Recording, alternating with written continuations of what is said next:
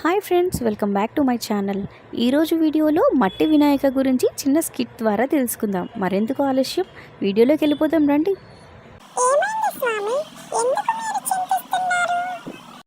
ఏం చెప్పమంటావు మూషిక, నా పరిస్థితి ఇది వరకు ఎన్ని పనులు ఉన్నా వినాయక చవితి అనంగానే అన్నిటినీ పక్కన పెట్టి భూలోకంలో చేరి వారు ఇచ్చే ఆతిథ్యాన్ని పుచ్చుకొని తిరిగి మరలా అమ్మఒడి చేరుకునేవాడిని.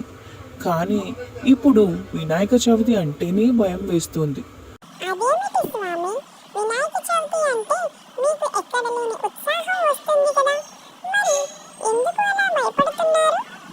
ఏం చెప్పమంటావు మూషిక, భూలోకంలో ప్రజలు నేను రకరకాల గెటప్లో ఉండాలి అని, అందరికంటే ఎత్తుగా ఉండాలి అని, రంగురంగుల్లో మెరిసిపోవాలని తాపత్రయపడుతున్నారే తప్ప తిరిగి నన్ను నిమజ్జనం చేసేటప్పుడు కాలుష్యం రాకుండా కాపాడాలని ఎవరూ అనుకోవటం లేదు.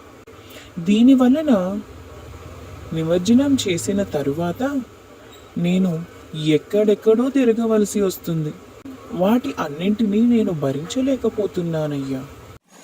అదేమిటి వినాయక అలా అంటారు? ఇక్కడ చూస్తున్నారా, ఈ చిన్నివాడు మీకోసం ఎంత కష్టపడుతున్నాడు. మట్టి విగ్రహాలను చేయాలి అనే అవగాహన భూలోకంలో చాలా వరకు ఉంది స్వామి. మట్టి విగ్రహాలను ప్రోత్సహించాలి అనుకోవడం తప్పు కాదు, కానీ దానికోసం పండగలు పూజలు మానేస్తే ఎలా? సంవత్సరంలో మీకంటూ జరిగే మొదటి పూజ ఇది. కాబట్టి ఈ చిన్నవాడిలాగే అందరూ మట్టి వినాయకులతో మిమ్మల్ని పూజించి సంతోషపరచాలని కోరుకుందాం. ఇంకెందుకు స్వామి ఆలస్యం, పదండి భూలోకానికి వెళ్దాం. అవును మూషిక, నువ్వు చెప్పినది నిజమే.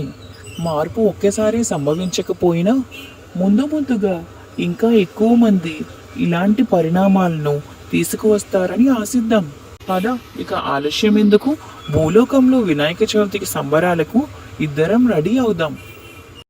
మట్టి విగ్రహాలను ప్రోత్సహిద్దాం, నీటి కాలుష్యాన్ని తగ్గిద్దాం. Thank you for watching.